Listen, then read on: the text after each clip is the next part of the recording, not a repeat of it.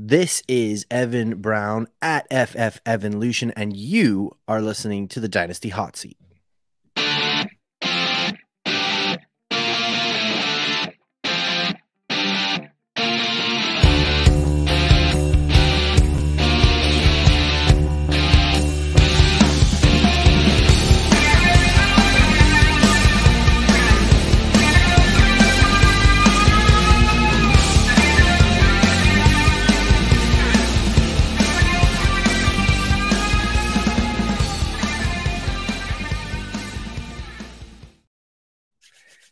Yes. Hello, everybody, and welcome back to the Dynasty Hot Seat, the only Dynasty show out there that is a certified inferno. And today, the hot seat's going to be even hotter because if you listen carefully, you'll hear the sound of trees falling as everyone's favorite hatchet man, Evan Brown, is chopping his way through the woods, tinder everywhere, ready to be set ablaze. He's back on the show.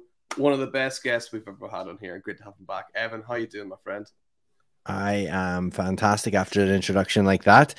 Very personalized, very prestigious. I love it. This is like second, third time on the show, I think. So maybe third, I think. Yeah. Yeah, you must be desperate. You know, scraping the bottom of the barrel here. You know, just can't find anybody else. But no, I appreciate you having me on, buddy. It's always good fun chatting, and we're gonna see each other in a couple of weeks. I was actually thinking about you the other day. I was like, man, we're gonna actually because we got to meet last year over in Londinium. For the UKFFC, and we are both heading that way again here just in a couple of weeks. So it's going to be great. Yeah, I can't wait for that. It's always great fun meeting up with everybody. So I'm sure we'll share a pint or two of neck oil once again as we drank the bar dry last time, I think so. Or, no, you did you go through like a roulette or something last time, Evan? Do you like try one of every beer? Is that what you did? Yeah, I literally. Yeah, you're right. You're absolutely right. It was like they had about 9-10 different types of beer on top, and it was my mission, my sole mission, should I choose to accept it, and I did accept it to try and work my way through the whole bar. Because some people, you know yourself, they'll just pick one and just stick with it. I was just, you know what, win in Rome. So yeah, I was just literally trying another working my way through. But yeah, it was a great night had by all, from what I can remember. Absolutely. So that was Evan's mission. And if you're a listener here, your mission, hey, it's simple. You gotta like this video, you gotta subscribe, you gotta do all that great stuff. It's super easy. We got a bit of a target here before week one. We're gonna see if we can hit it. Want to creep up towards that 500 mark on YouTube. It's quite tricky, but we'll see if we can get it. Need your help to do it though. So hit that subscribe button. That would really help. And without that, we're gonna go into the show. We got step one, topic number one, hints and tips. Evan, we're gonna chat maybe one general dynasty hint, and then you're going to give us a hint like 4 people doing startup drafts, and then we're going to roll into the startup draft itself. So do you want to start us off with like just a general hint that you've got for dynasty players, you know, no matter what their experience?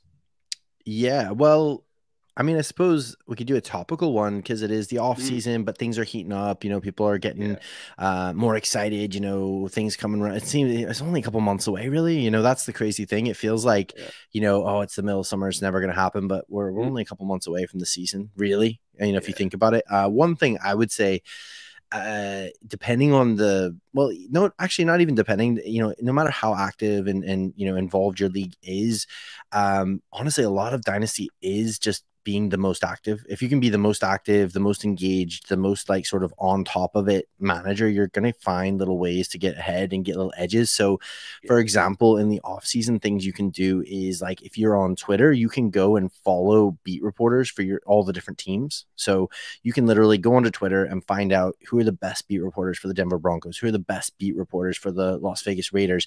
And when you follow those guys, you're getting inside information that a lot of just, I don't want to say casuals, but a lot of people who maybe just check out a little bit over the summer, check out a little bit, aren't paying attention. They're not noticing, oh, that guy got cut. Oh, wait, that guy. Oh, wait, they've got rid of like all the running backs except for these 2 guys. And that guy's on waivers everywhere, you know? So it's little things like that.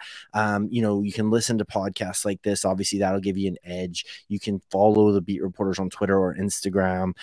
You can literally listen to little things on YouTube. If you like visual stuff, you can listen to pressers from like, you know, coaches and things like that. And you'll find little tidbits of information. You'll find little players that are these potential breakouts. outs that because they're getting a lot of heat and a lot of buzz, you know, in training camp or in rookie training camp or whatever it is. So that's just one little thing, you know, that people don't really think about a lot of. I think, you know, even at a very basic level, if you use Sleeper a lot, if you go into the Sleeper news app, they'll put little blurbs up about players that, you know, got injured or players that, you know, are really doing well in training camp or players that are getting a lot of buzz. That's at a real basic level. So it just depends on your time, your investment, how important, you know, your league is to you or your leagues. And yeah, it's just staying active. You know, there's players that all my leagues at the minute, I've seen every couple of days, you see someone get picked up off the waiver wire, you know, for $1 fab or just for free because you know what, there's been a move on the depth chart, or maybe there's a new coach and they favor a certain system, and that could mean good things for X player, you know, whoever it might be. So I would just say pay attention. You know, there is things, yeah, it's not as active right now. A lot of leagues are a little bit dormant right now, not as much trading, not as much craziness going on, but you can still find little edges in your leagues by listening to the buzz, checking out press reports, following beat reporters, and honestly, you can even like when those beat reporters put up, you know, articles or whatever, you can read those, or they put up like information from training camps. You can even just ask them questions. Sometimes they'll just respond to you because that is part of their job. Is they're just like, you know, they're the press. They're there they're generating buzz about their team. They're trying to get people interested and excited. They'll ask for mailbag questions. You can ask questions if you have certain questions. So things like that can really actually give you a little bit of an edge, you know, because if you pick up someone for free and then they're a usable asset and you're able to flip them in season for a second round pick or something, that's a massive, massive return on investment. And that's what Dynasty is all about, is finding those edges, finding ways to recycle players, recycle picks, you know, to continue to capitalize on ultimately the value that you have on your squad. Yeah, I think that's brilliant. Like, just like, some of the things you think just being like that one day ahead sometimes is a huge advantage. And you know, it does work both ways as well. I mean, you can pick up these players off the waiver wire for free, or you can make these moves a little bit early, but you can also kind of get ahead of the game and get out from players as well. Like, look to sell players if you're not liking what you're reading about, if you're seeing stuff like looming suspensions that might be coming up, things that, you know, might be happening. Obviously, you don't want to jump the gun. There was that kind of these weird rumors about Michael Pittman Jr. that went out a few weeks ago. I don't know if you've seen any of those that kind of have kind of faded away, right? You do have to be careful sometimes with those. So that's why you're right with, you got to pick the trusted beat writers. That's absolutely essential, right? Yeah, definitely pay attention to who you're listening to. And I would say, though, on the flip side of it, yeah, be careful about knee-jerk reactions. You don't want to overreact either, because there's this time of year, yes, there's tidbits to be found. Yes, there's really interesting little nuggets that can help, but it is the off season and they're trying to make news as well. They're trying to find something to talk about all the time. So you do need to be careful, because, you know, we see it all the time where there'll be certain players that everyone is just like overhyping and being like, oh my gosh, like Gabe Davis from last year or the year before, you know, it was like the Gabe Davis wars, you know, raged all summer, and everybody was either convinced that he was a top 12 receiver or that he was absolute garbage. And it's like, you know, the truth was definitely somewhere in the middle, probably more towards the garbage side of it. But, you know, you don't want to get overly carried away, and like don't make any massive reactionary like trades or something based on just one report that you heard. You know, like you know, an example, somebody reached out to me in my DMs asking me about a trade, and they were like, what do you think about Dalvin Cook? And I was like, well, you know, obviously he's not like a premier asset anymore, at least in my mind, for Dynasty. But the guy was like, well, I just got offered him for like a third and a fourth. And I'm like, dude, yes. Like someone is like, first of all, third and fourth round picks are absolute dart throws at the best of times, no matter how stacked and how deep the class is. A third or fourth round hit rate is ridiculous. Anytime you can get a usable asset and all people want is like a third or fourth round pick, you just should do it. You basically should just always do that. So Dalvin Cook, is he the stud that he once was? Probably not. You know, is he going to be a top 12 running back this year? Probably not. But is he going to be somebody who's still going to play, still going to be valuable for your roster, especially if you're a middle of the pack or a contender and you can get him for like a third and a fourth round pick? Like, absolutely do that. So this is what I mean, is like in the off season, because content creators are a bit bored, because beat writers can be a bit bored, because we're all trying to come up with news and scoops and all that sort of stuff. We can kind of over egg the pudding, if you like. And, you know, people talking about Dalvin Cook like he's dust and he's garbage and, you know, he's just done and all that. Don't get me wrong. I'm not out here buying up shares of Dalvin Cook and giving away firsts and all that sort of stuff for him. But at the same time, man, if someone is panicking and is like, oh my gosh, Dalvin Cook is dust, he's garbage, you know, give me a third round pick for him. Like, absolutely take my third round pick and have my blessing. you know, like. Yeah. Yeah, absolutely. And then when he signs for another team, I'll sell him for more than that. Yeah, if he goes to like Miami, all of a sudden he's worth, he's Yeah. going to be worth way more than that third round pick. Or even if he stays, like whatever he does, I would say he's probably going to be in the NFL this year. He's probably going to be Yeah. a valuable at least flex play for you, especially if you're like some sort of 12 team, 14 team league. And he's definitely worth more than like a third and a fourth round pick in any format, Yeah. really. Yeah, absolutely. And it just being ahead of the game for that does help and gets you deals like that done. So that's a great first tip. And you got another tip for us, Evan, that's kind of more specific to, startup drafts. And we'll probably come back to this as we're doing our draft as well. But what is the tip you have for listeners about doing a startup draft? Yeah, I mean, startups, yeah, there's so many, especially depends on, I suppose, your confidence level in startups. And if you're newer to Dynasty, I remember my first startup draft, first two or three, even, you're very nervous about it because you're sort of like, you're so aware that Dynasty is so different than redraft. And you're sort of like, I Yeah. don't want to make any big mistakes. I don't want to screw this up. And, you kind of freak out and go over the top. I would say just like in general, breathe, calm down, like don't get yourself all Yeah. worked up and stressed out. Maybe do a couple of mock drafts before you do your actual startup draft. And then one of the big tips that I always say is really have a think about the format that you're playing in. Yeah. Because the format and the scoring can massively impact or should massively impact your draft picks. Because, the most obvious example, and, we probably all talk about it, but Superflex, versus a 1 QB league, there are Yeah. people, and and honestly, like I genuinely, I do tend to experiment a lot across my leagues because I find it interesting and I like to know firsthand, like, does this really work? Does it not? And I feel like the only way you can do that sometimes is trying it. So I have tried a lot of different like alternative ways of drafting and different strategies and things. And honestly, I've come to the conclusion that like with Superflex, you're really not going to get away with just like having one quarterback. You know what I mean? Like I No. have tried that before. I have tried to like wait, get like one decent quarterback in like the 5th or 6th round, and then wait, and get a couple of just crappy, quarterbacks at the end of the draft and just piecemeal it together. And it just puts you at such a disadvantage to the rest of your league. And so, I mean, that's just an example. But again, Yeah. we're talking about like if you're playing PPR versus half PPR versus like some people still play in standard leagues. I don't understand that. I don't think you should do that. I think that that's Yeah. wrong. But it is just a matter of like knowing like what, and a lot of people are really getting into a lot of these different types of scoring, like point per first down or half point per first down, and, Yeah. points for completion percentage, all that kind of stuff. And so, for example, again, for sleeper, if you play on sleeper, it's quite easy if you're in the startup, before it's even started, you can go into that tab and look at the scoring from last year. So what it'll do is it'll take your league's scoring settings and it'll show you like last year based on these Yeah. settings, this is the way people scored. And Yeah. now you don't need to do that with, as far as like, you don't go and look and say, okay, well, this person scored third highest, so I'm going to take him in the first round. That's not what it's for. What it's for is more to give you an idea. So you look at it and you say, okay, well, in our scoring format, wide receivers score a lot more than running backs. Maybe we're full Yeah. PPR and we're a half point for first down reception and all this sort of stuff. And okay, well, look, the average top 12 wide receiver is scoring like 23 points per game, whereas the average top 12 running backs only scoring 18 points per game. So, man, actually, I want to go really wide receiver heavy in this format, blah, blah, blah, blah. So that's just an example. Tight end premium, how big of a premium is it? I'm in a league where we went crazy with tight end premium, and it was like, it's like a full PPR, but I think we did like a 1.5 point tight end premium on top of that. And like, Wow. we all talked about it and we all agreed to do it. But I feel Yeah. like I was the only person that was really thinking and paying attention to like what that meant, because I remember I drafted like 3 tight ends in the top like 5 or 6 rounds, and everyone was kind of like laughing at me, like, what are you doing? Like, this is like a few years back, but I remember I got like Mark Andrews, Darren Waller, and I don't even remember who the other person was.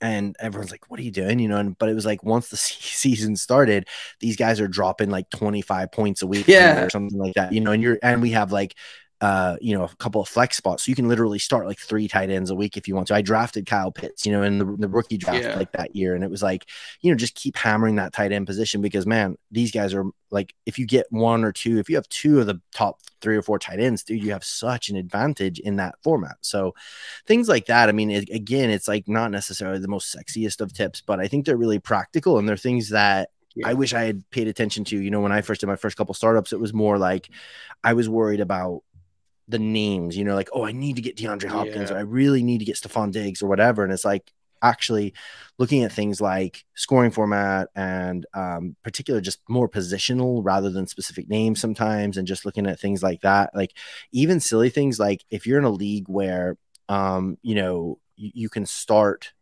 5 wide receivers because you got 3 wide receivers and 2 flex, and you only have to start 2 running backs.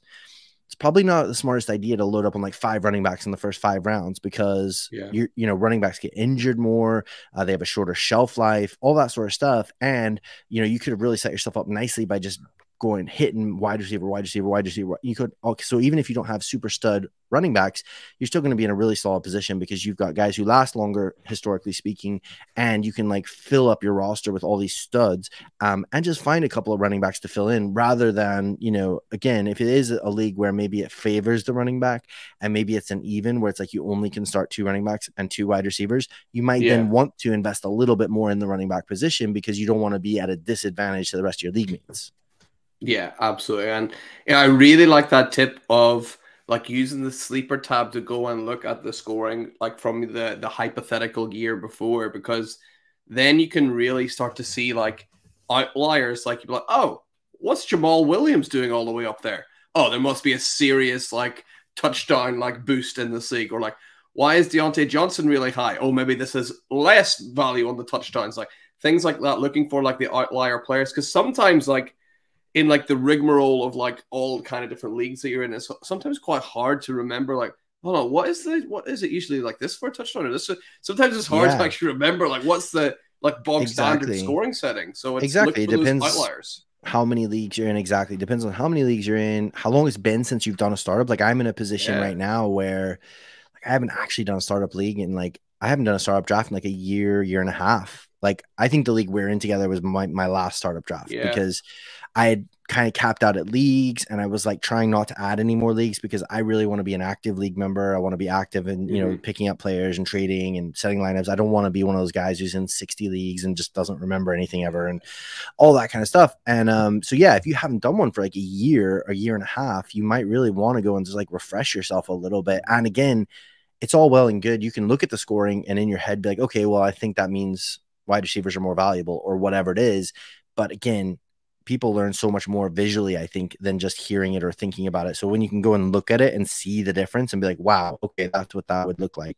Wow, okay, those wide receivers are way outscoring those, running backs or whatever it may be. And again, going back to Superflex, something, if you're not convinced on how important Superflex quarterbacks are, go back, do what we talked about, go on to Sleeper, or probably MFL does this, probably most platforms do this.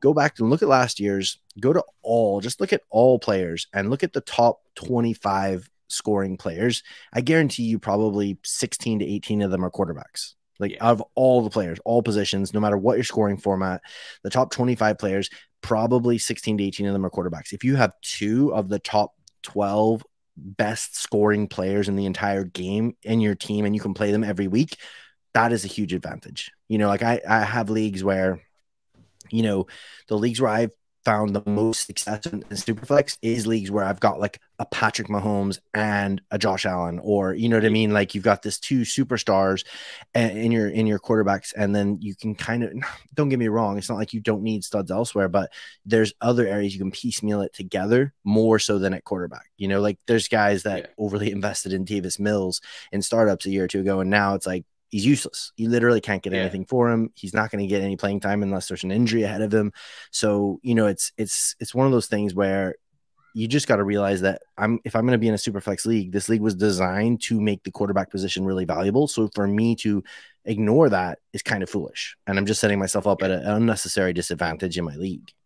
Yeah, and there is no easier time to get those guys than in the startup, because good luck trying to trade for a top tier quarterback. Sometimes some of the things in my head, I'm thinking, and we'll maybe chat about this when we get into the draft in just a minute, but instead of looking at ADP, we'll look at two players and think, right, who would I, if I was offered a trade between like Dak Prescott and, you know, another like top, like Amon-Ra St. Brown, who are kind of going like beside each other. It's like, if it's Superflex, I'm going to find it real tricky to not take Dak Prescott. But, you know, you see Amon-Ra St. Brown sometimes sneaking ahead of him in drafts sometimes. I'm like, would you make that deal after the draft had ended? It's like, maybe not. So sometimes think about that. Like, who would you actually, if it was a trade for one or the other, instead of who am I going to draft?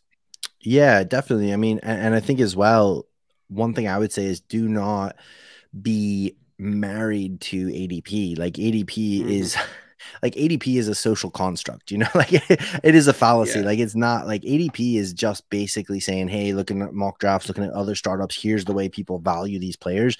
You have to pretty much, I would say, have good, strong convictions yourself on how you value these players. So have your own sort of tiers or your own like rankings or something if you prefer. I prefer tiers, but if you prefer rankings or whatever, you know, just have an idea of yourself and then use ADP more so as a guideline rather than like a law. You know, don't be like, well, I'm definitely not going to take, you know, whoever it may be here because I can definitely get him in 2 rounds. Like, don't always think like that because you'll be sad. You know, like it's really sad because, you know, it's sad even in a redraft league, but in a dynasty league, man, there's like one of the worst feelings. Like, honestly, like, one of the worst feelings in dynasty fantasy football is overthinking and being and out clevering yourself and being like, oh man, I really want Michael Pittman Jr., but you know what? I can wait 2 more rounds here. I can definitely wait 2 more rounds and get him. I'll take this player who I don't even really like that much, but I think he's a big name and people will like him. And then like 3 picks later, Michael Pittman Jr. goes, and you're like, crap, now I've got, you know, whoever it was, like Stephon Diggs, who's great. But if your draft ends up and you're not that good and you're not really a contender this year, you've got an aging wide receiver who you now have to try and flog for like decent, you know, decent draft capital or something. And instead you missed out on the guy you really wanted. And, you know, and again, those are just examples. I'm not necessarily putting Stephon Diggs and Michael Pittman Jr. in the same category here, but I'm just using names. I'm just saying like, you know, it just is such a bummer. It really is. So yes, be wise about it. You know, if you're like, I don't know, say if you still are a huge Javonte Williams believer and truther, it's okay to reach a little bit to make sure you get him, but you don't need to take him in the first round because like nobody's taking him in the first round right now of a startup. So you do need to use some common sense with it, but at the same time, don't be married to ADP. And what I would say as well, the further outside of the top 2 or 3 rounds that you get, the less ADP matters to me personally. So like ADP in the first couple rounds is kind of important because you don't want to be, again, reaching on somebody like, say, for example, I don't know, like, well, say, you know, even from this last draft class, like say you're just like in love with Jackson Smith and Jigba and you're like, dude, this guy's going to be a top 12 wide receiver for sure. That's fine. If you believe that, that's okay. I don't really believe that, but if you believe that, that's grand. You don't need to take him in the first round. Like you just don't need to take him in the first round of a startup. You can wait and maybe you reach on him a round or 2 ahead of ADP because you definitely want him on your team. But what I'm saying is like, when you're in the 7th round or 8th round of your startup, those are still valuable picks because those are still going to be starters on your squad. But at that stage, if I really believe in a player and they're still like 2 rounds further down on ADP, I'll happily take them in the 7th or 8th round if just to make sure I get them. Because at that stage, like you're getting outside the top 50, the top 60, the top 70. There's not as much sure things anymore. And you need to have conviction about your players. And it feels great. Getting ahead of the curve and being right on a player feels amazing. You know, like you definitely, you know, can really, really, really be feeling good about that. Whereas the other side of it sucks. Like when you're like, man, I knew I should have taken him. Why didn't I take him? And then you're sitting there and you're like, I took Gabe Davis ahead of, you know, I took Gabe Davis ahead of Jalen Waddle. What was I thinking? You know what I mean? And you're just going to like kick yourself forever. And so, yeah, I would just, those are a couple of kind of hints and tips that I would say, like, you know, don't get too married to ADP, especially the further into your draft you get. Yeah, absolutely agree. It's kind of like Wikipedia almost, isn't it? Like ADP. It's kind of like the information's there, but like anyone can change it, and you shouldn't fully trust it, right? Yeah, and also, I mean, there's always weird little anomalies with ADP. I don't remember. It's weird. Like I'm trying to think of specific examples. There was a guy, like for example, like even like Devontae Parker, I remember that year we had his breakout, and he was amazing Yeah. or whatever. And it was like, it just didn't catch up with like ADP and stuff because he was still buried. So you were still getting him like Yeah. in like the 20th round or something of your startups, whereas Yeah. he should have been like, maybe in the 12th or 13th round, so he's like rounds and rounds and rounds outside of where he should be. It was just based on ADP. And so you really needed to, that's why, like I say, once you pass the sort of 5th, 6th, 7th round, you want to have a good scroll before it's your pick. You want to have a good look. And I would say as well, try and have, a couple of picks lined up, a few picks ahead of yourself, because one thing that can happen and happens a lot is people panic. They get on the clock and then they're like, oh, and they panic and they just go for a player. And then they're like, oh no, like I should have taken that guy or whatever. I would think about it, even when it's 3, 4, 5 picks out, I'd be sitting there thinking, okay, ideally, I'd love it if this dude's there. If not, one of these 3 guys, and try and have enough options for you that you're kind of not left completely hanging when it gets to you. And also, another thing, again, we don't have to keep going. Sorry, I just trying to throw out tips and hints and stuff as I'm thinking of them. With like a lot of people freak out and worry about trading up or trading back in startups because I think it's like I feel like it's a real like hipster thing to say or talk about when you're a dynasty player. Like, oh yeah, I always trade back. I'm cool, or whatever. And it's like, I don't pick until the 12th round, bro. Yeah, like honestly, I would just say I'm always going to value a known commodity more than like an unknown potential future, whatever, unless that known commodity is not very valuable. So what I mean by that is like, if somebody wants me to move out of the 10th round of my startup and they're willing to give me a 1st round pick next year to do that, I'll probably do that, because the 10th round, you're looking at just like bench players or little flex plays, maybe something like that. You're looking at taking like but if somebody wants me to move out of the 2nd round of a startup, and all they're willing to give me is like a future 1st, like that's nowhere near good enough for me, because we saw that play out this year. Because last year, 2 years ago, people were ranting and raving about the 2023 class. People were selling their souls for 2023 firsts. Like I was literally in a startup actually, and I won so I did 2 startups last year. The one we're in and a different one. I won the other league. And one of the reasons is there was like 2 different guys, I think, that were literally just like trading back and just gathering as many 23 picks as they possibly could in the startup. So they almost took themselves out of the race, so it was almost like, okay, this is only going to be an 8-man league or whatever, this year. And then some of the other guys, didn't draft as well and all that kind of stuff. But the point being that these guys that were feeling so good after the startup, because they were like, dude, I've got like 5 firsts next year in 2023. It's going to be such a great class. Then as the class, as everything went on, as it progressed, as the offseason wore on, and we started digging in deeper, we realized actually not necessarily that great of a class. Like it's okay. Like there's a couple of good quarterbacks, there's a couple of good wide receivers, and there's a couple of good running backs, but that's kind of the same as every class. And so I would just say be very careful about one thing that a lot of dynasty players, I think maybe newer ones especially, they get really obsessed with the shiny new toy or the future possibility. So it's like, man, I need to get younger. And it's like, what are you talking about? The dude, you're talking about a 24-year-old wide receiver. You don't need to get younger. Like that is young. Like he's awesome. Like he's got years ahead of him. So don't always be looking to like trade back or always be looking to trade out. If there's nobody there that you like, if you're in the 6th round and you just sort of like, man, I don't really like any of these running backs. I don't really want any of the, and you can move back to a place you're still comfortable and get some future capital or get another pick. That's great. But if you're sitting there staring at Jalen Waddle and, man, I'd love to get Jalen Waddle, and somebody's like, oh, can you move out of that spot and I'll give you a 24 first, but you're going to have to move back to the next round. So then it's like, okay, well now, I've only got Michael Pittman Jr. now instead of Jalen Waddle, and a 24 first. That might be okay, but that 24 first could turn into nothing, So again, those are just names. I'm not looking at ADP yet or anything. They're just names I'm throwing out for examples. But basically, I would say like don't be too married to the idea of like needing to trade back. And don't be too afraid of trading up. Again, you don't want to be foolish. You don't want to give away all your picks and do everything and leave this startup with nothing. But at the same time, our league is an example, the league that we're in together. I really believed in Justin Fields last year. Like not a lot of people believed in him last year. And so it got to like the 3rd round in our startup and we were in a Superflex league. And I was like, man, Justin Fields is still there. I really want Justin Fields. So I traded my 23 first to move up into that round and grab Justin Fields. So I have Justin Herbert and Justin Fields as my quarterbacks in a Superflex league. Now, I had a lot of injuries and a lot of things didn't go my way. I ended up being like, I think Yeah. second or third last in the league this year, right? Just because a lot of things didn't go my way. But, you know, and there was people joking and having banter in the group chat, like, oh, thanks very much for that trade. You know, I'm really looking forward to the 102 and all that sort of stuff or whatever, 103, whatever it ended Yeah. up being. But honestly, genuinely, truth is, I would not give, if I could have taken that 102, knowing it was the 102 and given it for Justin Fields, I'd have done it in a heartbeat. You know, there's no way.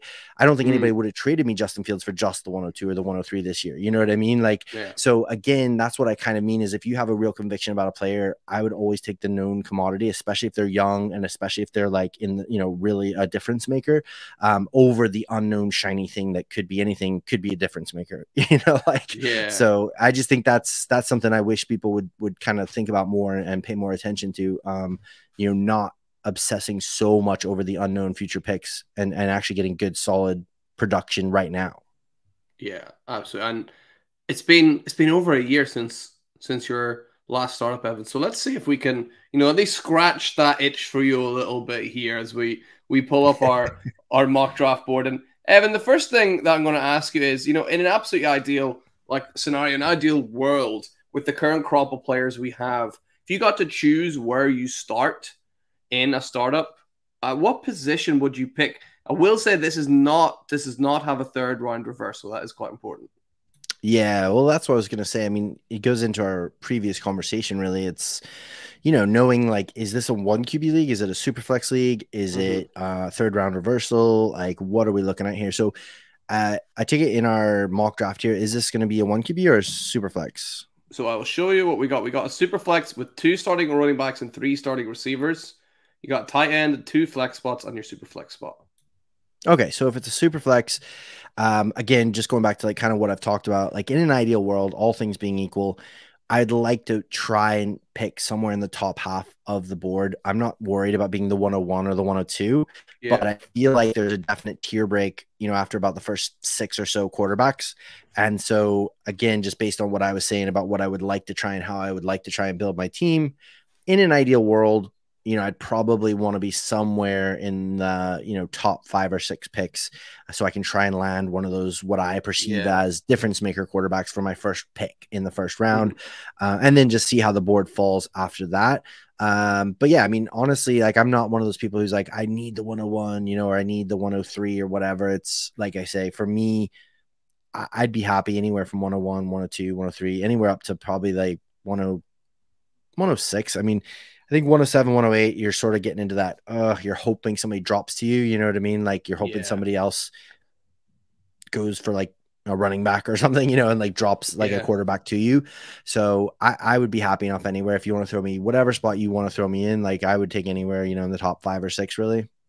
Let's go. Well, we'll put you right in the middle at 6, will we? And we'll see if that happens and you get, one of these sort of top tier quarterbacks. And if someone goes for like a Chase or a Jefferson, it absolutely helps you out a little bit as well. Definitely. It is interesting because again, something else that if it's not third round reversal, some people hate being at the very start or the very end of the draft. But I actually really like it because you get those bookends, you know what I mean? Like you get those 2 picks in a row and it really helps sometimes to plan out your team a little bit because it is a long wait, man. Like it sucks. Like sitting there when you pick at the 102, it feels great. Like you're like locking in Josh Allen or whatever, but then man, you wait so many players go off the board before it's your next pick. So it is kind of nice being the 1-5, 1-6, 1-7 is kind of nice because you can kind of jump in right in the middle of those tiers sometimes, right in the middle of the runs and not miss out too bad. But there's pros and cons to all of them. Yeah, exactly. So well, let's start the draft and we'll see who ends up falling to I'd pick 1-6, shall we? So all quarterbacks and then Jamar Chase coming off the board. So who is on the board here, Evan, that is standing out to you? I'll zoom in a little bit.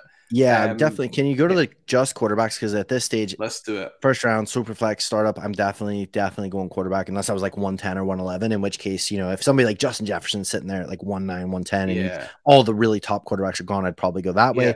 For me, though, I would, man, it's really tough. There's actually a couple guys I really, really love here.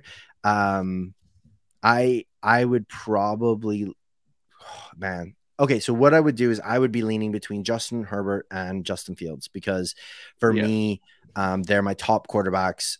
Like I know Lamar signed that contract extension and he is awesome and everything, but even just from an age perspective, from an injury perspective, I'd rather have Fields than Lamar Jackson. I really like Trevor Lawrence, love what he showed us last year, but yeah, for me, he's not quite in that Justin Herbert, even Justin Fields tier yet. So yeah. for me, it'd be between those two guys. Is it a 6 point passing touchdown or is it 4 point in our sort of mock No, draft? I'm just saying we've gone absolutely rogue here. Look at this. Oh, What you've a you've completely terrible. you've I'll let taken my you. Vikings, you've taken my Vikings love too seriously, too literally, and given me I Justin know. Jefferson here. Wow, look at that. It's Oh, it's on a 60-second timer. Yeah, you gotta turn the timer off, I think. let's put it up to 2 hours so we definitely have enough time, shall we? And let's you were kind of torn between two players there, right? So you were torn Yeah, so between I would probably, most of the time, I would probably look at things like, for example, a little thing that can be a deciding factor for you is just the idea of like if it's a 6 point passing, touchdown, that probably then levels it out between Fields and Herbert a little bit because, Fields uses his legs more, so he's getting a lot of work on the ground, which is awesome for fantasy.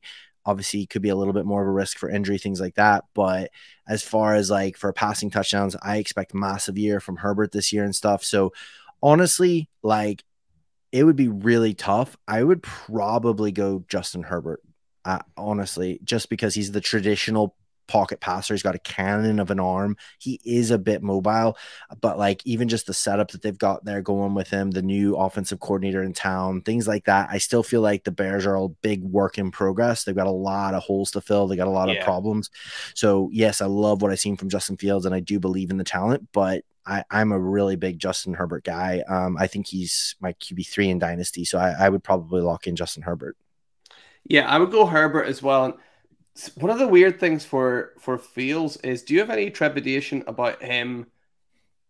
And like, if the Bears suck again next year, like he could be in a bit of trouble maybe about his job, like keeping his job, because they at the end of the day, even though he's really good for fantasy, the Bears are an organization that are going to want to win as well. So, do you have any trepidation about that? That they're No, not really, because even in a weird world where, say, for example, the Bears completely suck, they sucked last year and they had like no weapons, and Fields was still yeah, awesome for fantasy, and he showed some real flashes of being good for just real NFL.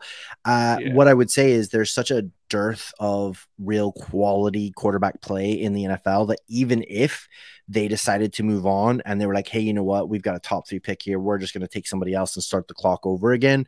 I'm pretty positive they would be able to trade Justin Fields to, maybe my Vikings or somebody that's like, hey, we got an older quarterback, an aging quarterback. yeah. We would love to have a young, mobile, exciting quarterback to roll with. So I wouldn't worry about that myself. I believe in the talent. I believe that he's shown us enough that even if for some weird reason it didn't work Yeah. in Chicago, it would work somewhere. You know what I mean? Yeah.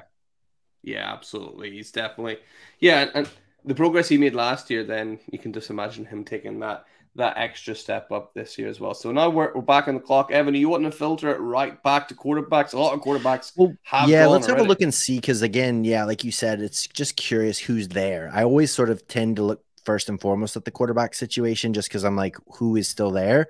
So we're looking at, like, for example, we talked about Dak Prescott, so we could have Dak Prescott there. Yeah. We've got Tua still there, Kyler's still there. He's really fallen from grace in like the dynasty eyes Yeah. big time. Yeah. Daniel Jones, interestingly, still there.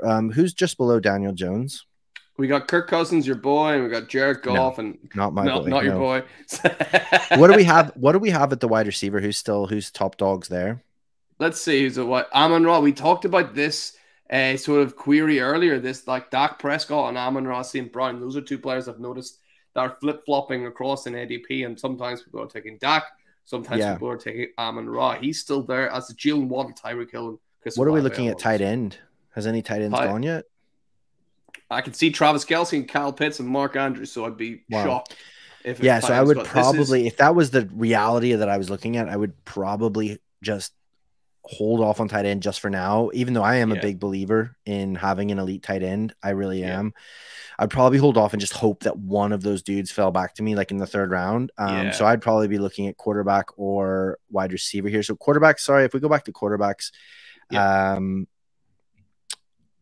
man. So yeah, I mean, I would probably if I was looking here at this, I would probably go um let's see. Man, I'm really torn here because I've got Yeah. let's see. 2 seconds. Let me just think. This is always the best thing about the show is you get to see, like, because I do this when I'm Yeah, like drafting I people. would You're like, probably I yeah, would like to lock into two top quarterbacks, honestly. So yeah, I think for me, I would probably go Dak here, actually. Tua has still yeah, got some injury concerns for me. I have a little bit of worries just about the way that season went and the fact that we don't know what's going on with his health. mm-hmm. He, you know, if he takes another big hit or something, he could be done, you know, and we just don't know Yeah, that.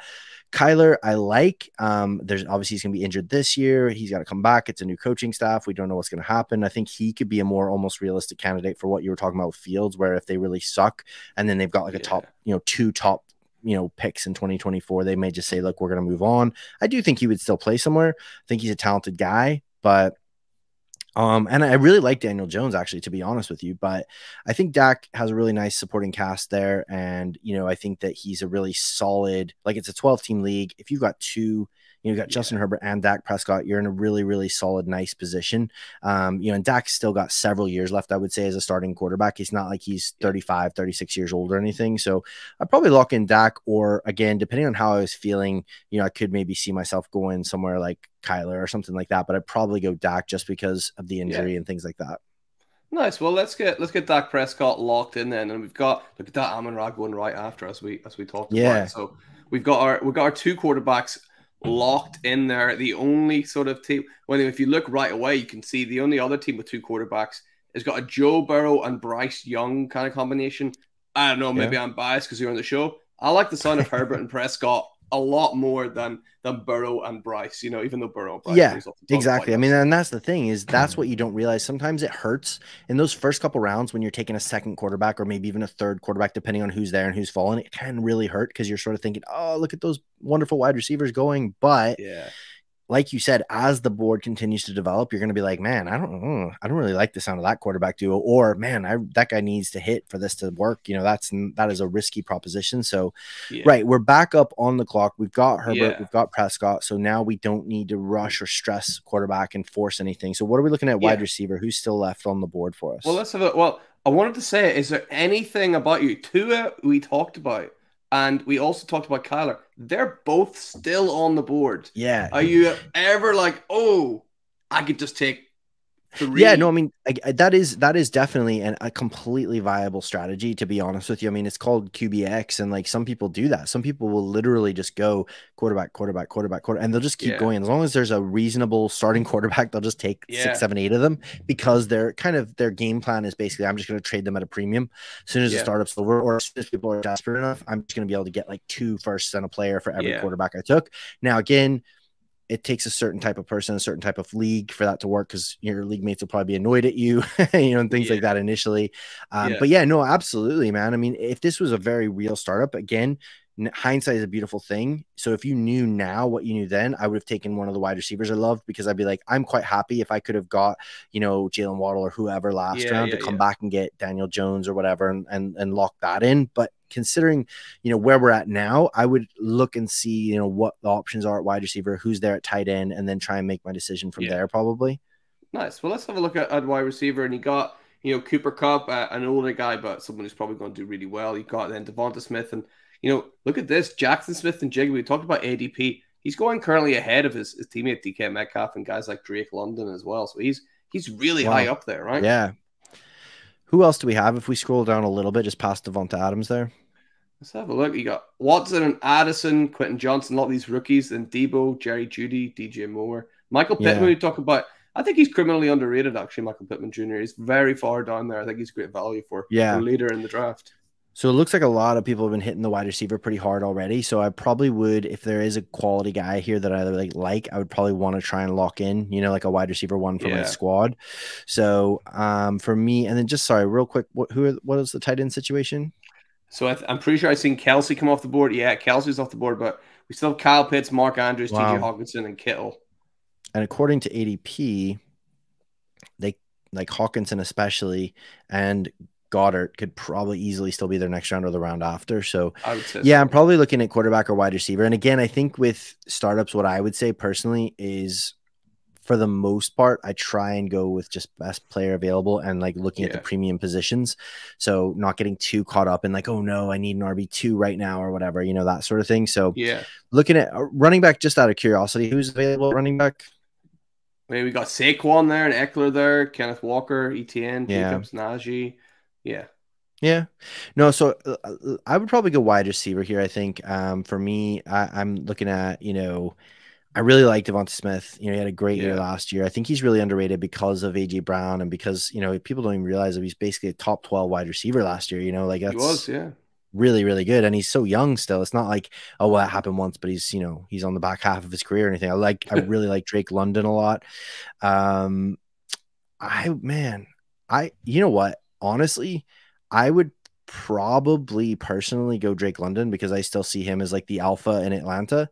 Whereas I do think Devonta Smith's awesome, but I do think AJ Brown he's an absolute stud. So it'd probably be between Devonta Smith and Drake London for me personally. So I would maybe. You could try. This is where you sort of look at it and you think I could get cute and I could try and pick up Devonta Smith and hope that Drake London drops Yeah. back to me.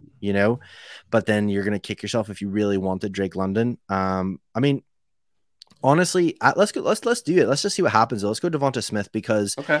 what I'm thinking is we know what we're getting with the Eagles. We know that they're cooking on, they're cooking with gas. They're firing on all cylinders. We know Hurts is a stud.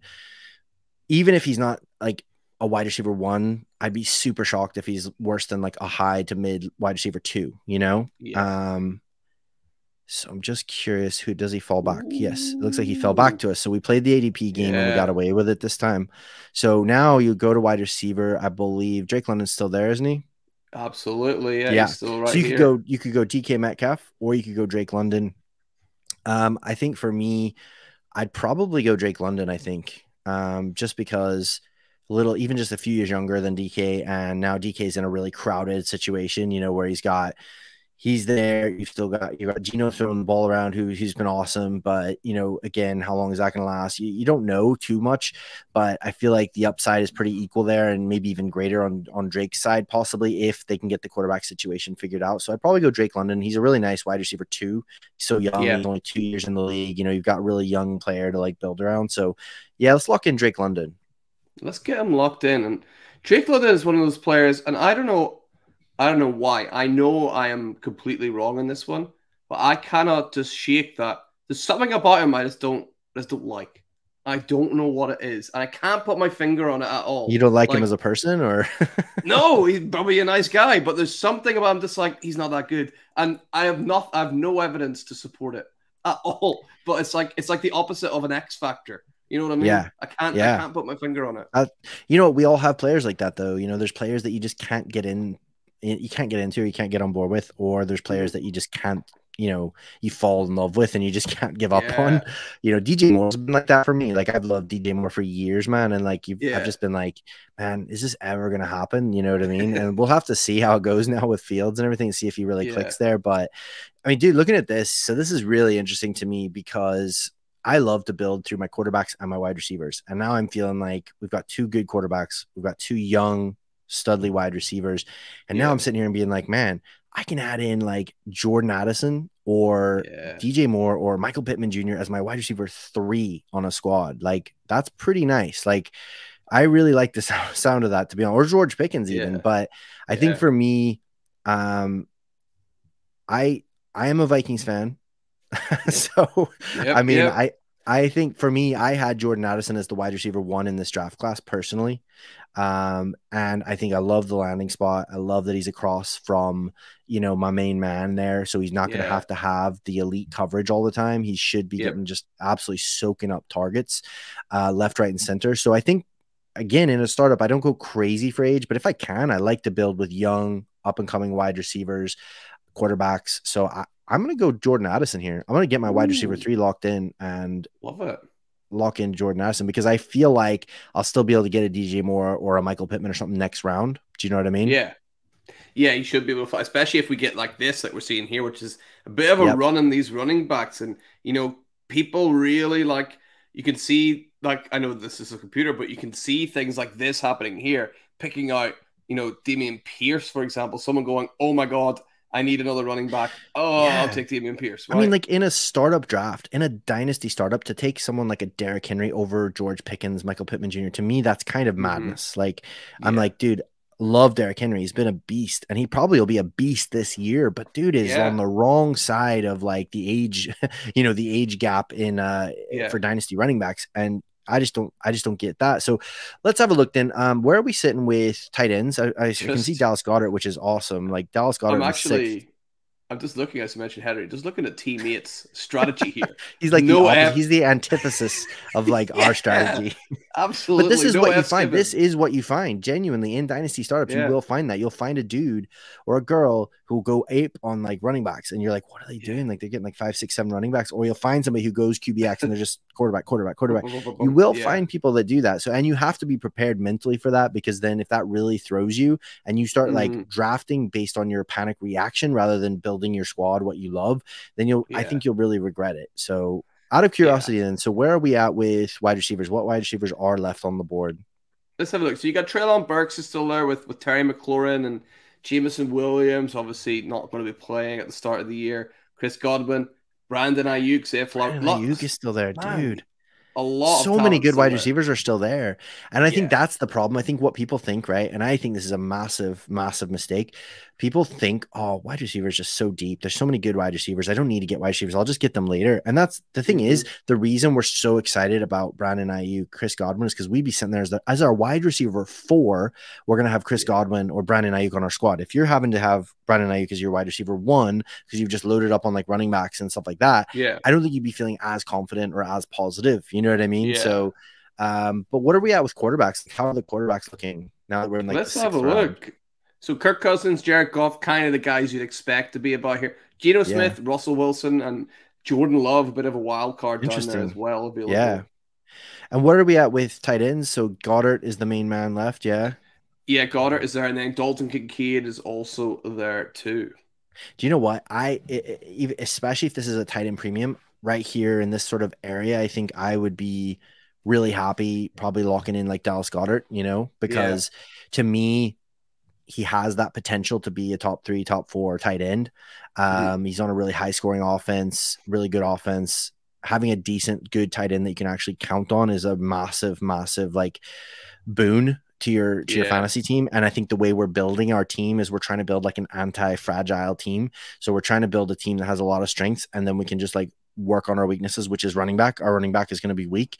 But Yeah. if we only have to start 2 running backs, and if we have a really strong tight end room and we've got a really strong wide receiver room and we've got some really good quarterbacks, we're going to be able to counteract having a weak running back room. So I like the look of a couple of these other guys as like dart throws or as like fill-ins, get another one later on. But I think Dallas Goddard is a really solid value here. I'd probably lock him in.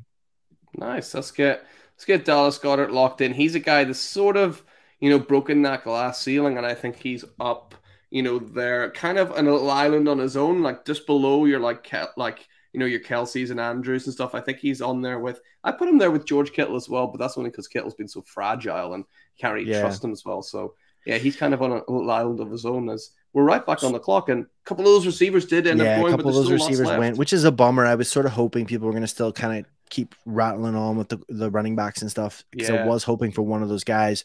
Like if we could have got here Ayuk or, even Flowers or something like that.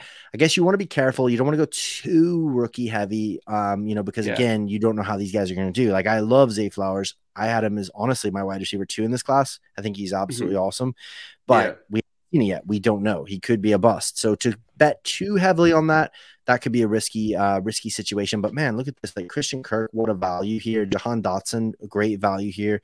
Deontay Johnson, again, not old and yet super reliable as your wide receiver 4. Yeah. What a quarterback situation looking like? Let's have a little look. And Or yeah, young Deontay talent. Johnson, a guy I've mentioned a few times. I think he's the best value in Dynasty Fantasy Football right now. Of all the players, I think he's number one. Go Yeah, buy nobody him. likes Like, him. yeah. Like nobody liked him even when he was putting up superstar numbers. And now that he's like putting Yeah. up like okay numbers, everyone's like, oh, he's crap. Like it's Yeah. so silly. And it was all touchdowns as well. He didn't score a touchdown. He got like the seventh most targets in the Yeah. league last year. He just didn't Oh, score a I love touchdown. Deontay Johnson. Definitely. I have loads of Yeah. Deontay Johnson. So I'm right there with you on that one. So Yeah. the interesting thing for me is I do think having a third quarterback is really, really nice. It's a nice luxury Yeah. because then bye weeks and things like that. So there's a couple of guys I still would like to grab, but I think based on how things are going, I'll probably try and wait another round or two. See if I Hmm. can grab like Russell Wilson or Jordan Love or Yeah. Derek Carr or something like that as my Yeah. Yeah. QB3. So I would say looking at the wide receivers, then I think I would love to probably. I guess I should really quickly look at the running backs just in case, because I see DeAndre Swift. I mean, if he'd have been there still, I'd have been really considering maybe him.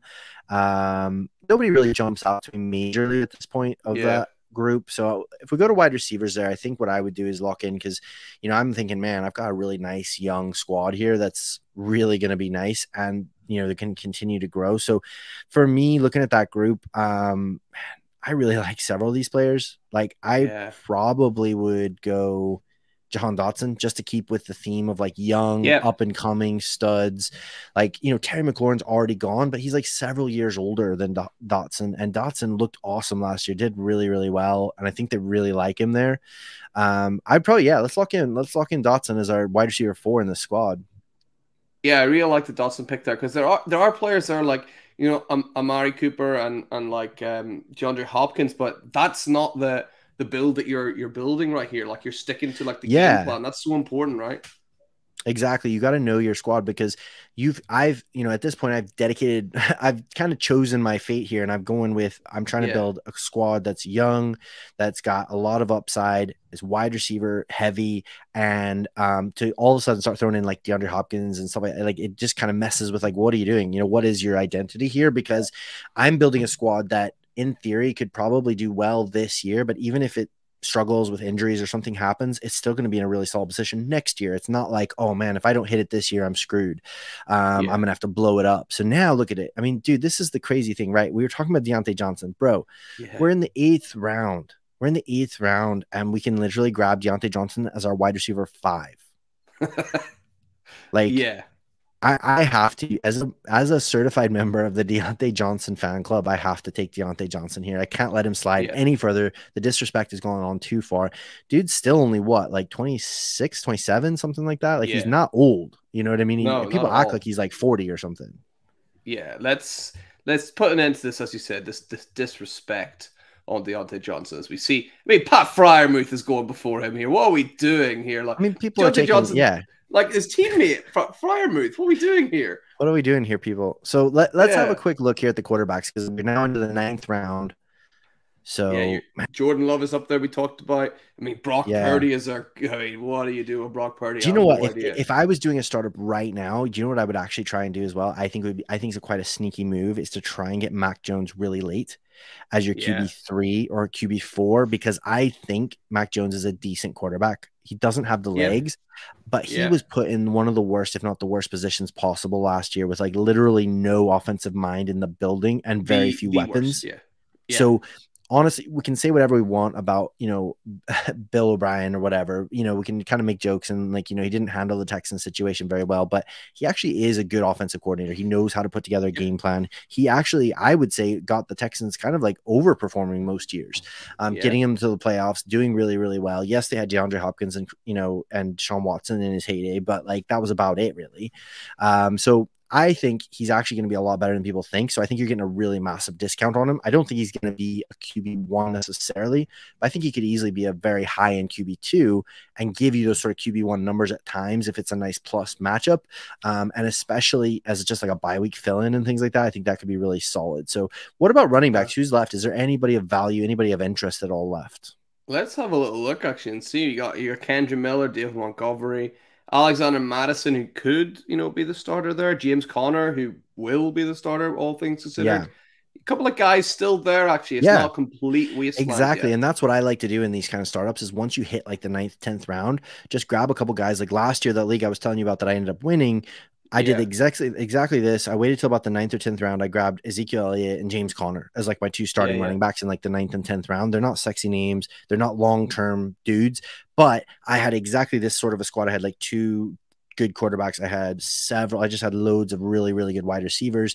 And ultimately, like I said, I won the league. I'm not saying you're going to win the league every year. Obviously, you know, it's not as simple as that, but it definitely works. What about tight end? Where are we at with tight ends? Yeah, and that's interesting. Like about like the long term. Like 2 years ago, people were saying James Conner's not a long term guy, and here we are, him going into his third year with the same team. That's a long term guy for running back at least. So sometimes like you don't quite fully know. Everyone's been saying James Conner's been a 1 year guy for the last 4 5 years. Like he's still trucking, right? Yeah, no, absolutely.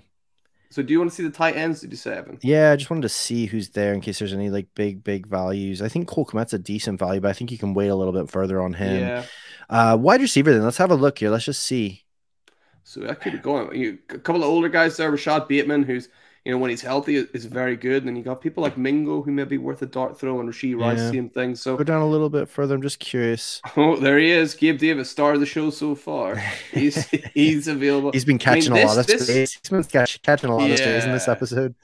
This has got to make you feel better about who you have. Looking at if you've left wide receiver to the ninth round, this is what you've got, and it's not Mike Evans. You know, at this age with the quarterback situation is not what you want as your wide receiver 1 or wide receiver 2 in a startup.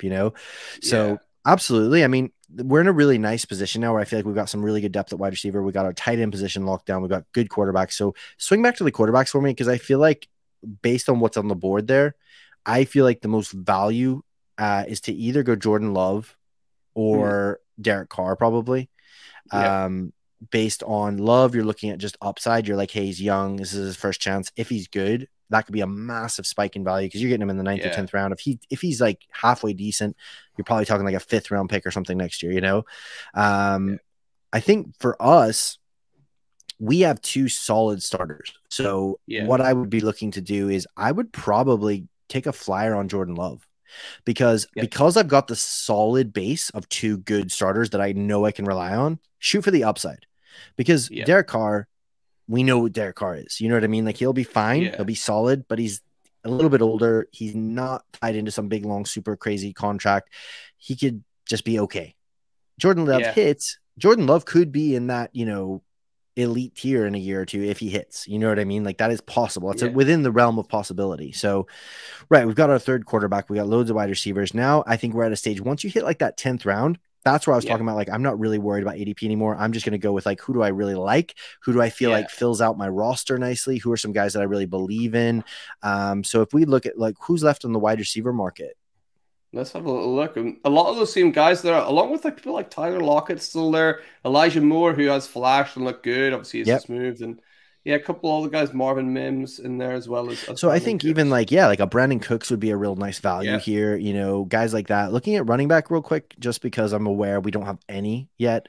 But I think this is a really viable strategy where you could now at this stage take James Conner as your like RB1 for this year, because honestly, once you get outside the 10th round, these aren't stud muffin guys you're getting anymore. These are like dart throws. These are guys that are fill-ins. These are guys that you could maybe play or something like that. So, you could take a James Conner here and feel fine about it. Because you're not investing any sort of high draft capital or anything like that. You could honestly though, looking at like, sorry, if we go back to quarterback here, I know it sounds kind of crazy, but I mean, honestly, like we're talking about a Superflex league, like who's more valuable in a vacuum, Derek Carr or James Conner? You know what I mean? Like you're talking, if you're in a Superflex league right now and someone offers you Derek Carr for James Conner, I mean, you're snapping their hand off. You know what I mean? Like all day, every day. So that's the thing. This is the trick. And we almost just did it ourselves. People get stuck into this, like, I need to build my roster, like, oh, I don't have any running backs. I need to fill that running back. No, you need to just gather as much value as possible, because once the startup is over, there's not going to be much on the waiver wire, and you're going to have to trade. You're going to have to find ways to build your roster that way. So honestly, from a pure value perspective, I'd probably take Derek Carr. Or is there any tight ends left? Anybody that we really are excited about? Maybe Chig is Chig. Yeah, Chig is there. We talk about Cole Kmet. Sam Laporta is there. Greg Dolchitz is there. So it's still a couple couple of guys there that are okay at A the tight couple end of position. decent guys. Like I'd probably go ahead and just grab Derek Carr because, like, honestly, I was Yeah, sort of thinking Derek Carr, Jordan Love last round, and Jordan Love is the upside pick. Derek Carr is just the safe pick. But now because we have yeah, four quarterbacks, there's going to be a team that doesn't have four quarterbacks, and they're going to need quarterbacks. So now we're in a position yeah. where we can trade one of those two guys for a premium probably, and not even get hurt by it that much. So I'd probably take Derek Yeah. Carr here. Nice. Let's lock in Derek Carr then, and we see Sam Laporta coming off the board and James Conner. Because think But about it, like we just said, right? Imagine this is an actual league. Imagine you're in a Superflex league. Are you going to trade Derek Carr for Sam Laporta? Are you going to trade yeah, Derek Carr for James Conner, for Josh Downs, for Cole Kmet? No, like you're going to yeah, get Derek Carr. You know, you're going to have to give Cole Kmet plus quite a bit to get Derek Carr in a Superflex league. So that's absolutely. where I think you have to remember what kind of league you're in. You have to remember this isn't about right now. If you're doing a startup right now, you've got months before you need to set a lineup. So just get Mhm. value. So what about wide receiver? Where are we at with wide receivers? Let's have a look and see who's about. You got guys, rookies coming in like Hyatt and Mims. You got Brandon Cooks. You got Jalen Reed, another rookie, and yeah, some interesting names here. Yeah, you're right. Yeah, The yeah, ADP is like you could shuffle those guys completely and put them in a yeah, different order, and you'd be like, yeah, that seems exactly. about right. So Like, yeah, yeah, exactly. And so I think, at this stage, I would be happy to, again, because I've built my core and I've built my young studs. If there's still a young stud that I'm excited about or a sleeper, then I would grab him. But I'm not gonna like, oh, I can't take this guy because he's old. Because I'm in the 11th round now. There's gonna be old guys who provide value for your team.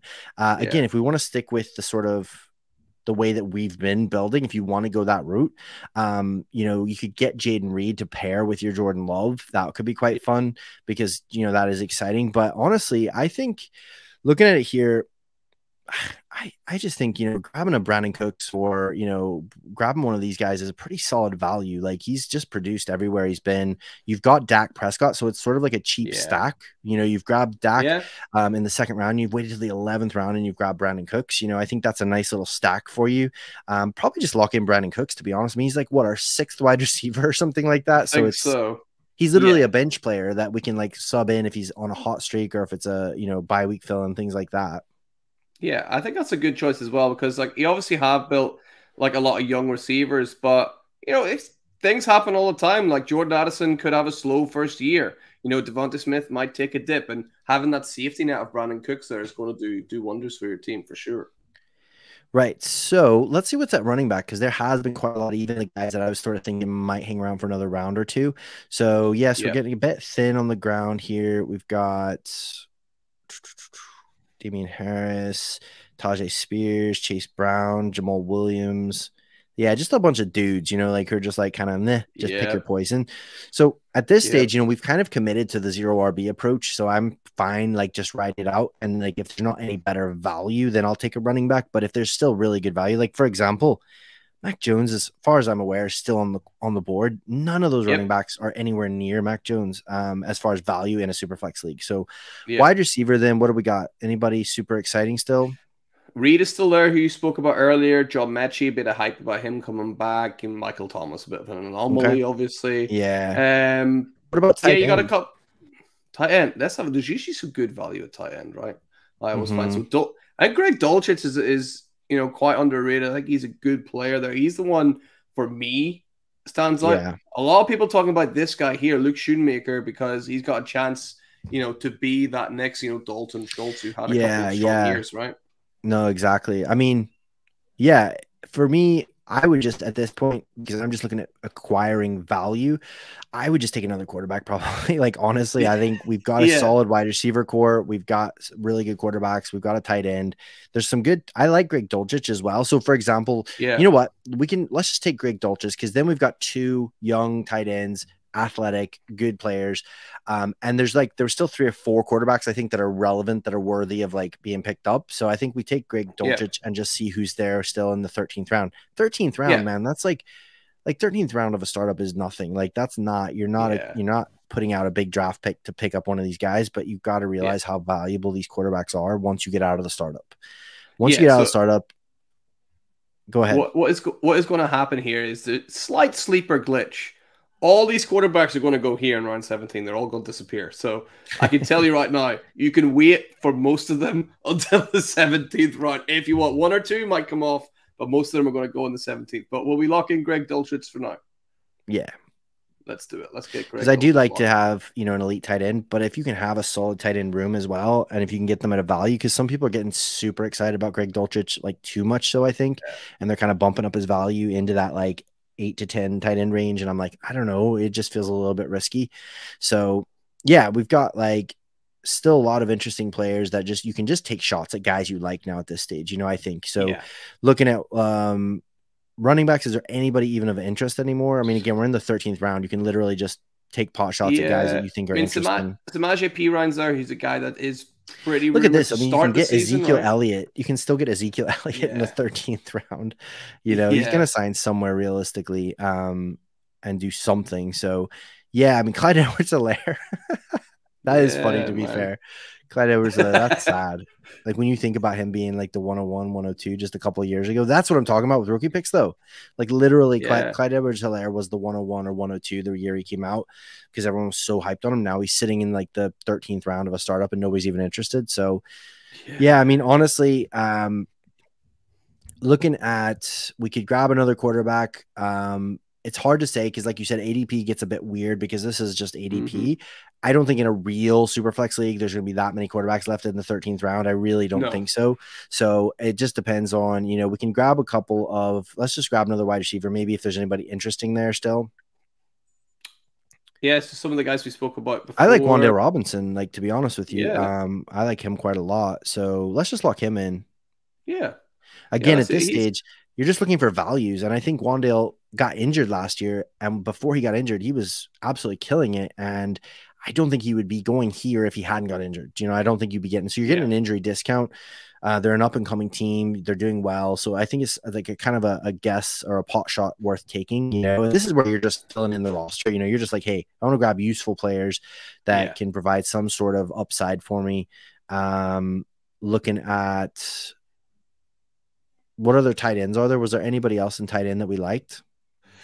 I mean, Trey McBride is there, who's obviously, he does have, you know, Zach Ertz, but Ertz is injured. So McBride was kind of hyped up last year. It's kind of fallen away. Irv Smith Jr. is kind of in the clear at Cincinnati Bengals as well. So there's a couple of guys still there.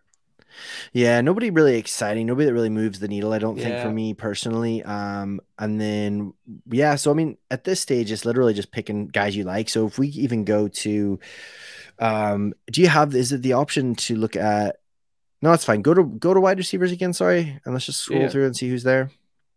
Tank Dell, Nico Collins, Adam Thielen, Michael Gallup. Zay Jones was decent last year. Yeah. Tyquan Thornton, you know, like there's a bunch of little interesting dudes that you could take shots at. So Puka Nacua is interesting, probably a little bit later. Yeah, but it's really getting a dart throw territory now. You know, really is. Like, just go to all for me. I just want to see what the ADP is saying. I'm curious. So it'll be all quarterbacks, I'm pretty sure. I know. If you want, I can just go flex. Sure, yeah. Okay. So you got Trey McBride up at the top there. Keyshawn Butte, who the hell knows what is going to happen with that guy. He was like a 6th or 7th round pick, so it's not like somebody that you're super excited about. I mean, honestly, at this stage in the draft, like based on the thing, it's just picking players that you like or that you think have upside and stuff. So if we go to running backs, is there anybody that has any sort of upside left? Singletary could do something in Houston, I suppose. I mean, Jerick McKinnon's there. Talk to me about Dwayne McBride. Dwayne McBride is my most owned rookie this year. He's obviously over at your I really liked him. Vikings. I really liked him. You know, I really liked him a lot. I actually had like a 2nd round grade on him, like for rookie drafts, based on just his talent. Thing is, he's smaller school. He didn't ever catch any balls. That's the problem. You know, it's like he just didn't catch the ball. He's a good runner, solid. Like he's like a poor man's, like, you know, Javonte Williams sort of. You know, like he's really violent, you know, intense runner, fun to watch. I really like him, but he is a later round pick. I think there were some concerns, you know, around the draft there. Some things that people were a little bit concerned about. So yeah, I mean, at this stage, he's definitely worth a dart throw. So that's probably what I would be doing at this stage. There's nobody really, you know, you can just start throwing in like, let's grab Jerick McKinnon. Jerick McKinnon, he'll Yeah. probably be useful. He'll probably be somebody that sticks around, does something for you. And especially with our build, the way we've got like no running backs, you just start throwing in, sprinkling in these guys who have a chance at catching some passes or have a chance at like, getting, if the guy right in front of them gets injured, all of a sudden they've got a decent workload, something like that. So let's grab Jerick McKinnon, see if the board falls to us. Yeah, Jerick McKinnon, and this is where, like, if we circle back to like your hints and tips, which is like be ahead of the game. There is every single year there is what I've been calling a waiver wire wonder, and if it's Cordero Patterson, or if it's Mike Davis, it was a couple of years ago, or if it's Jerick McKinnon, like it was last year. Every year, Donta Foreman, there's a guy somewhere that's undrafted that you can pick up, and they'll be your running back too. Especially running backs. Like it's always with running backs. There's always at least one or two guys that you can get on the waivers, even in like dynasty leagues. So right. I mean, again, like, we're looking here. Jerome Ford could have a nice workload this year. Yep. He's somebody that's interesting. Kenneth Gainwell, somebody else that could be potentially, because we haven't, Swift hasn't been able to stay healthy, and stuff like that. No. So we just don't know what's going to happen with him. But honestly, like at this stage in the draft, I'm fine picking up guys like Leonard Fournette, Kareem Hunt, like these guys who you're like, hey, they're going to find, a team. They're going to have some sort of use. They're going to be able to guys that if I've got 4, 5, or 6 of those kind of guys, just find whatever two kind of plug in. If you can get 8 to 10 points a week out of your, running backs with that team that you've assembled, you're actually going to be in a really solid position. So I mean, I would just grab like, let's see, scroll back up a little bit. Yep. So you've got people like, some of that backfield at the Dolphins who were unsure what's going to happen, like Mostert and Wilson. Yeah. So I would grab just like, say, like Kenneth Gainwell. Grab Kenneth Gainwell because, again, we know that the Eagles love to run the ball. We know that Swift hasn't been able to stay healthy. There's just a lot of unknowns. We know that Gainwell was getting a lot more work at the end of the year there last year. We know that Sanders is out of town, so it's just he could be the kind of guy. When you go 0 RB or light on RB, these are the kind of dart throws you want to be thinking, okay, is it a team that loves to run the ball? Is it a guy that can catch passes? Is it a guy that's right behind a guy who gets a lot of work? Things like that. So, for me, scroll up again. Let's just have a look here. So I will say this is the chance if you want to take a quarterback, speak now or forever hold your peace because they're all going to go. Who else is left on quarterbacks? I think it's all the same guys we talked about. This isn't what would happen, Exactly. But, no, I mean, grab Mac Jones just so that we can say we did, because I do think he wouldn't fall this far. But honestly, if he was in like the sort of 11th, 12th rounds of your draft and you're in a Superflex league, I think that's a really smart pick because, it's just Superflex quarterbacks are the currency, man. Like they really are. Like if you've got a surplus of quarterbacks, you're set. So. Absolutely, that was a good pick. And then we see all the others come off the board as well there, and the rest of this will be mostly red too, I imagine. But we're on. Do you have an option to look at just rookies? I'm just curious what rookies are left. Yeah, rookies only. Let's do it. Yeah, let's have a look at that. I'm curious. Michael Wilson's there. He's had a bit of hype, but that's maybe based on his competition more than anything else. Scroll down a little bit. I'm curious. Let's have a little look and see if anyone. It's not Kenny McIntosh there, Parker Washington. Keaton Mitchell. Okay. A couple of guys still there. Yeah. Interesting. Yeah. So if we scroll up, so for example, you could take Chris Rodriguez. I know Washington was really excited about him, and they've only got Brian Robinson. It's a new regime in town. So you could take a shot at him, again, because we've gone so light on running back. So you could grab a Chris Rodriguez. You could, if we take rookies off, who else is left at running back? Anybody else that we think could have a potential workload or anything like that? If you're banking on injuries, Amir White, we've seen what the Raiders did with Jacobs last year. If Jacobs goes down, Amir White, I think, is still capable enough to go in and carry that workload. Yeah. But again, you're probably just banking on injury at this stage anyway in this 17th round.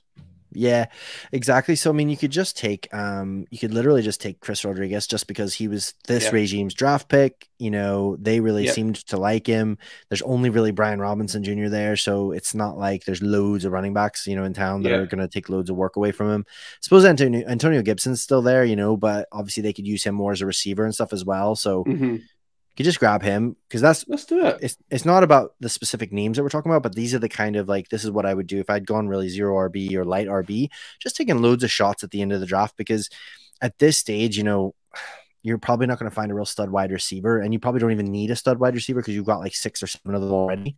So, let's have a look here. I'm just out of curiosity because I have said that what wide receivers are left. I'm just curious with ADP if there's anybody. See, I think Tyquan Thornton's a pretty interesting character. Yeah. Based on this horrible situation he had, based on he's kind of like the main dude or one of the main dudes there now. If it is going to be a more high powered offense, especially if you're literally getting him like the 18th round, I think he's a nice little dart throw. Yeah. Curtis Samuel as well, fairly interesting, especially this late in the draft. We already have Jahan Dotson though, so scroll down a little bit more. Sorry. Let's have a look. So under Samuel, you got, Justin Ross. He's another guy. You know what I would do? I would just take Puka Nacua or somebody like that, because at this this late in the draft, you're just looking for guys that honestly have upside, but are also easy cuts. Because what you got to think about, right, is that the way you've built your squad, you're going to need to be active on the waiver wire for running backs. Yeah. You need a couple guys at the end of your squad there that you can tell in the first couple of weeks, probably, are they going to be usable? Are they guys that I want to hang on to? Are these guys that are going to be like helpful, or are these just complete waste of time? They didn't even make the team, or they haven't even seen playing time in the first 3 weeks. So I'm going to cut him for this hot running back that's like on the waiver wire. So those are the kind of guys I want, the guys that I can really get excited about. And if something happens, I'll know straight away. Usually, if I'm excited about to keep them on the squad, or if I can just an easy cut after week 1 or 2. Yeah.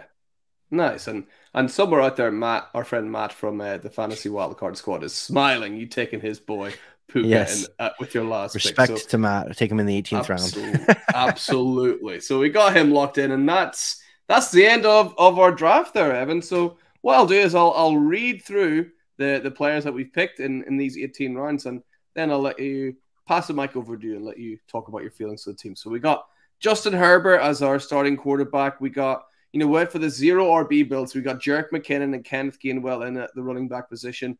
Then at wide receiver, we've got just an absolute, gold mine of talent. We've got the Murderer's Row. Absolutely. The Slim Reaper at the top of Murderer's Row of all things, right? So we got him up there with Drake London, Jordan Addison. We've got at tight end, you got Dallas Goedert. More amazing wide receivers with Jahan Dotson and Deontay Johnson. Quarterbacks really hitting it nicely as well with Dak Prescott, Jordan Love, Derek Carr. We got Brandon Cooks, a bit of experience in that wide receiver room.